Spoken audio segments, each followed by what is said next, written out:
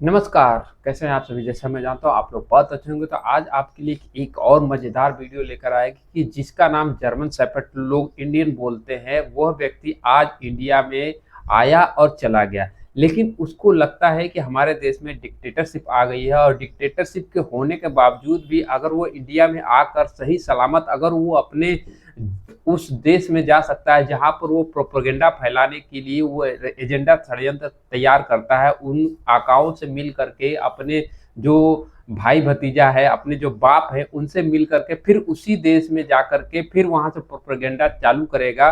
तो इस कदर इस बात को लेकर के रिजवान अहमद ने उसको किस कदर रोस्ट किया है, चलिए इस वीडियो में देखते हैं। अगर आपको उनका ओरिजिनल वीडियो चाहिए तो डिस्क्रिप्शन में लिंक है, जाकर उसे आप देख सकते हैं। चलिए वीडियो को शुरुआत करते हैं, फिर लास्ट में आप लोगों से कुछ बातें करेंगे।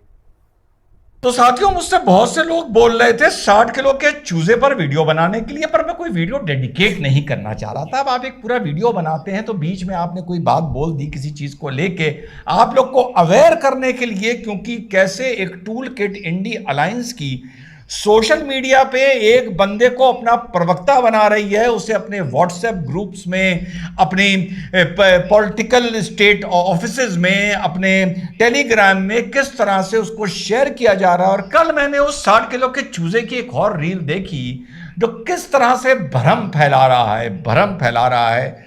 तो मैंने कहा इस वीडियो को मैं 60 किलो के चूजे पर डेडिकेट करता हूं।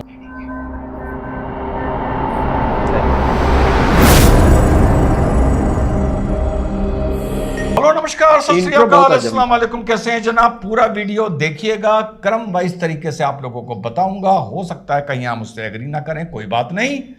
लेकिन कल जो इसने रील डाली है, इसने मेरा जो अगर कोई शक था 0.11% कि ये टूल किट के लिए वर्क अब नहीं कर रहा है, कम से कम पिछले 1.5 महीने से, और किस तरह से इसको सोशल मीडिया का प्रवक्ता बनाकर टेलीग्राम पर, व्हाट्सएप ग्रुप पर, पॉलिटिकल सर्कल्स पर पूरा विपक्ष शेयर कर रहा है, प्लस ऑटोमेटेड कमेंट्स।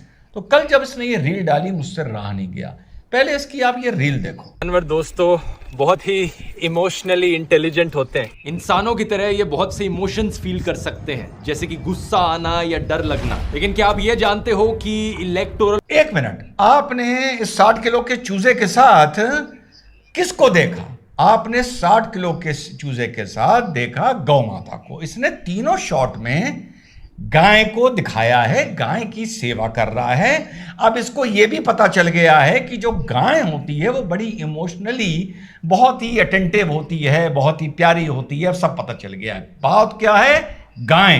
पकड़ के चलिएगा किस तरह से ये बंदा शब्दों के साथ खेल रहा है। आप लोगों के दिमाग में अगर 1% कहीं भ्रम आ रहा है तो मेरी जिम्मेदारी है मैं उसको क्लियर करूं। गाय देख लिया आपने, आगे चलिए। बॉन्ड्स के डेटा से हमें पता चलता है देश की सबसे बड़ी बीफ एक्सपोर्टिंग कंपनी ने 5 करोड़ रुपए चंदा डोनेट किया शिवसेना को और 2 करोड़ रुपए चंदा डोनेट किया बीजेपी को 2019। जी, अब 3 शॉट में आपके दिमाग में गौ माता को गाजर खिलाने के बाद ये आपको ले जाता है, किससे जोड़ता है? इलेक्टोरल बॉन्ड से जोड़ता है। और आपको यह बताता है कि बीफ एक्सपोर्ट कंपनी ने 5 करोड़ शिवसेना को और 2 करोड़ बीजेपी को चंदा दिया है। शब्द अब दूसरा पकड़ के चलिए, बीफ एक्सपोर्ट कंपनी ने। साथियों, एक बात आप लोगों को बता दूं, हमारे भारत में काऊ मीट और बफलो मीट में डिमार्केशन किया गया है। उसको अलग अलग तरह करके समझा जाता है। बहुत से लोग इस बात से कंफ्यूज होते हैं, तो आप लोगों को इस डाउट को यहां मौके पर क्लियर भी कर दूं।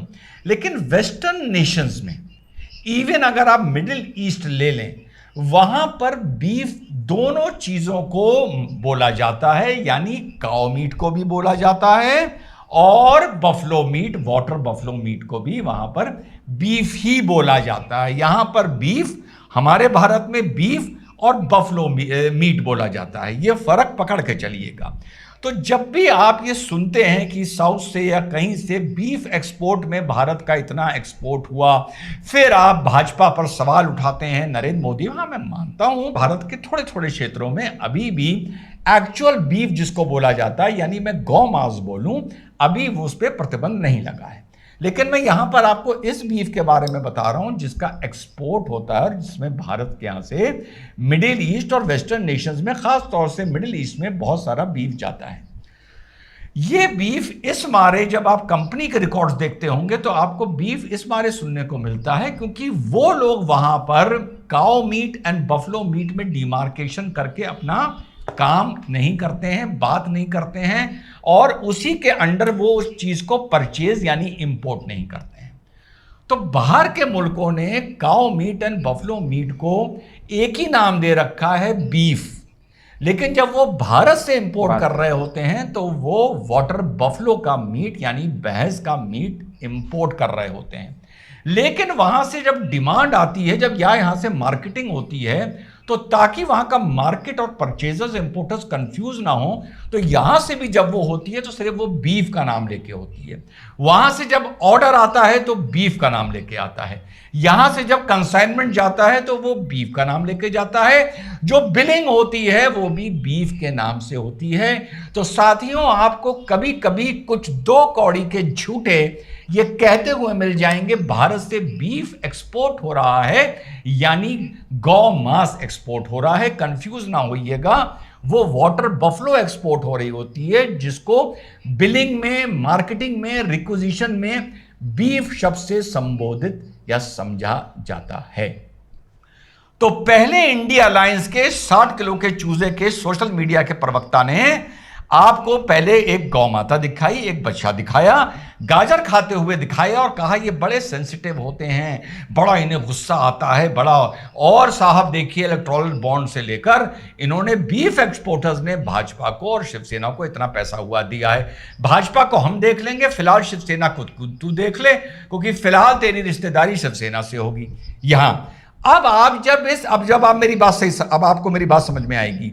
जब आप एक कंपनी का रिकॉर्ड देखेंगे जिसने इस बीफ को एक्सपोर्ट किया, तो ये मूर्ख आदमी उसको भी बता के चल रहा है और लेकिन एक परसेप्शन क्रिएट करने के लिए शुरू में आपको गाय दिखाई, उसके बाद आपको बीफ दिखाया। अब आपने गाय और बीफ को एक तरह कोरिलेट करा कि ये गौ मांस का बात कर रहा है। आगे चलते हैं। इस कंपनी का नाम है Allana group, Allana cold storage, Allana sons private limited, कई सारी ये कंपनीज इस ग्रुप का हिस्सा है। इनकी खुद की वेबसाइट के अनुसार Allana is the world's largest producer and exporter of frozen halal boneless buffalo meat. Boneless halal buffalo meat, और ये आते ही बोला तो गया, उस पूरी स्क्रीन को रेड कर दिया गया। तो यहां तक आप लोगों को मेरी बात अब बिल्कुल क्लियर हो गई होगी।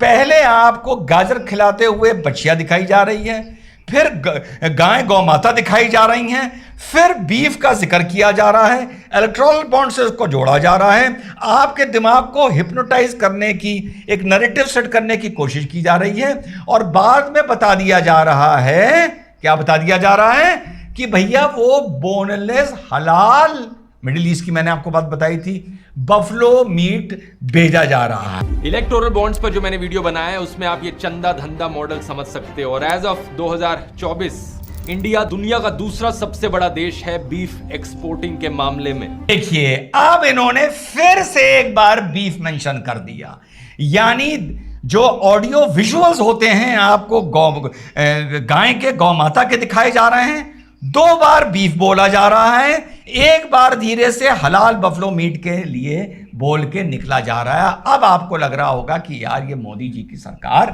क्या कर रही है। तो ये है इस आदमी का परसेप्शन। जब कल मैंने एक रील देखी तो किस तरह से इंडिया अलायंस एक गंदा खेल खेल रहा है।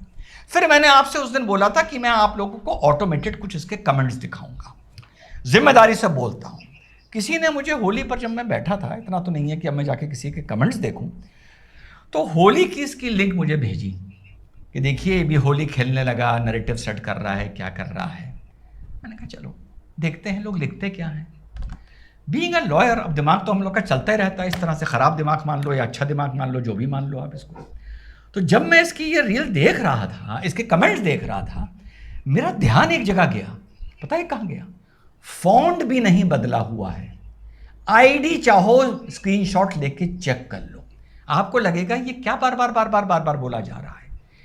छड़ लगी हुई थी सैकड़ों, मैं तो कुछ दर्जन शायद आपको दिखा रहा हूं।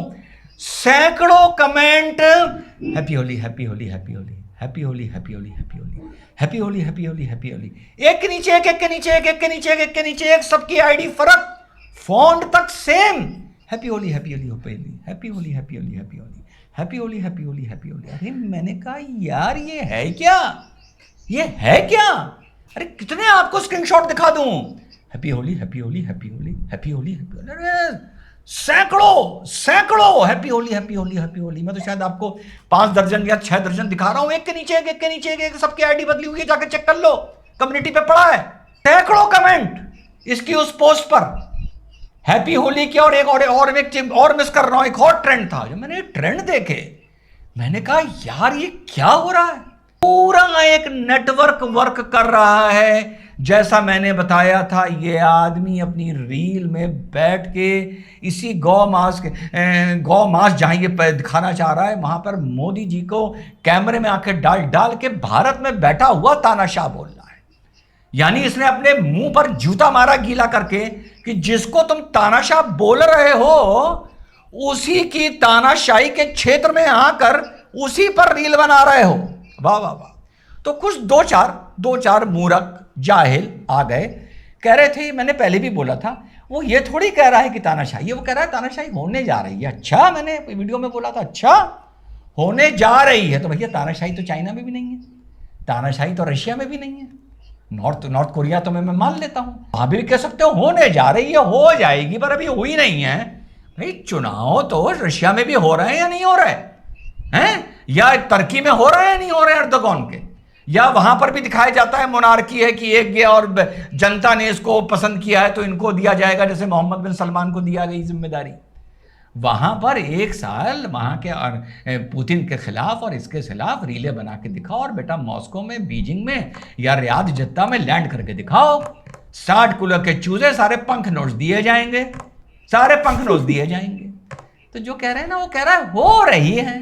अबे हो रही है या हो गई है, इसमें फर्क क्या होता है? साबित तो हो गया ना, बैठा तो तानाशाह है। इस रील में क्या बोला है एंड में, सुनो।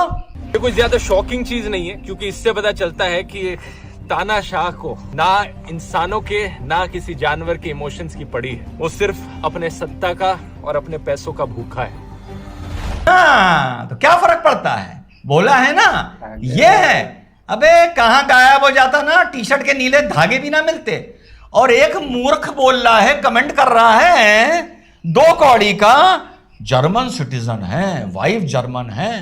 अच्छा, भाजपा बेवकूफ नहीं है जो हाथ डालेगी। अबे ये जो पुल्लर टुल्लर जितने उड़े हैं इंग्लैंड में और कनाडा में और इधर उधर अमेरिका में जितने उड़े हैं, ये भी बेटा वहीं के सिटीजन थे, वहां जाके काम लग गया।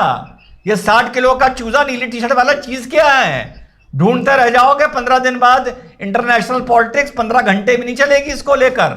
तो समझा रहे हो कि साहब देश तो डरता है पूरा 1.5 महीने में। और आज एक बात बता दूं, अभी अपनी 300 सीट आने दीजिए, मैं तो 300 बोलता हूं, प्रैक्टिकल बात करता हूं।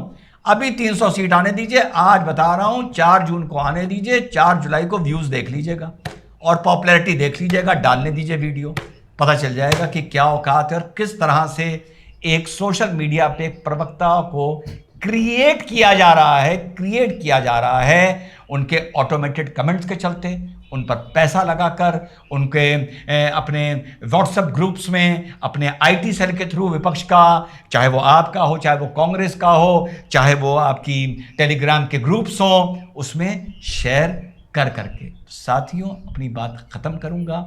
मिदनापुर में भी देख रहे हो, 2 अक्यूज बेंगलोर ब्लास्ट के वहां फिर पकड़े गए हैं। कुछ दिन पहले एनआईए की टीम वहां गिरफ्तारी करने के लिए गई थी, तो एनआईए की टीम को नहीं छोड़ा था, एनआईए की टीम को मारा था, उससे पहले ईडी की टीम को मारा था, उससे पहले सीबीआई को बंधक बनाया था। उत्तर प्रदेश का हूं, तुम्हें जाकर यार अखिलेश यादव जी को वोट देना है तो भाई दे दो, दे दो। देखो साहब बोल रहा हूं, मैं तो नहीं प्रचार करता नरेंद्र मोदी जी का, लेकिन एक बात याद रखना, जब तुम अखिलेश यादव को लखनऊ में बैठकर या कहीं बैठकर वोट दे रहे होगे, तो शायद तुम गृह मंत्री बनाने के लिए बंगाल की दीदी को वोट दे रहे होगे। जब तुम महाराष्ट्र में बैठकर अपने एनसीपी को वोट दे रहे होगे, तो याद रखो तुम बिहार के तेजस्वी को फॉरेन मिनिस्टर बनाने के लिए वोट दे रहे होगे। ये चीज सोच लो कि तुम्हारा वोट जो तुम्हारा चाहे एनसीपी को जाए, चाहे शरद पवार जी को चाहे अखिलेश यादव जी का सपा को जाए, किसी को चाहे जाए, लेकिन वो वोट सिर्फ तुम उसको नहीं दे रहे होगे, उस वोट के चलते हो सकता है तुम तेजस्वी को गृह मंत्री बना रहे हो सकता है तुम ममता को प्रधानमंत्री बना रहे हो। तो ये तुम्हारी मर्जी है कि तुम्हें इस तरह के लोगों को अपनी मूर्खता से और अपनी बेवकूफ़ी से वोट देना है। पर अगर तुम्हारा यकीन है और भाजपा पे यकीन नहीं है तो भैया प्लीज जाकर उसको वोट दे देना। लेकिन मिदनापुर जैसे क्षेत्र एनआई पे जहां बम चलते हैं, जहां पर एनआई पे पत्थर चलते हैं, जहां पे ईडी पे पत्थर चलते हैं, ऐसे छोटे छोटे कैप्सूल इस भारत में एक नहीं सैकड़ों और हजारों होंगे अगर तुमने 2024 में जाकर सही तरीके से सही अकल लगाकर वोट बेटा ना डाला। जय हिंद, वंदे मातरम। तो इस वीडियो में बहुत कुछ सीखने को मिला, बहुत कुछ समझने को मिला। लास्ट में जो उन्होंने बोला कि बंगाल में जो इस समय घटना चल रही है, कुछ दिन पहले अभी एनआईए के ऊपर हमला हुआ, उससे पहले ईडी के ऊपर हमला हुआ, फिर सीबीआई के ऊपर हमला हुआ, ऐसा क्या हो रहा है हमारे देश में, क्यों हो रहा है, इसके पीछे लॉजिक क्या है? इसके पीछे कोई लॉजिक नहीं है। देखिए सिंपल सी बात है, इन्होंने साफ शब्दों में बताया कि अगर आप अखिलेश को वोट दे रहे हैं तो आप एक तरीके से ममता को आप एक रक्षा मंत्री बना रहे हैं। आप जिस व्यक्ति को रक्षा मंत्रालय मिल जाएगा और जिस कदर आज बंगाल का माहौल है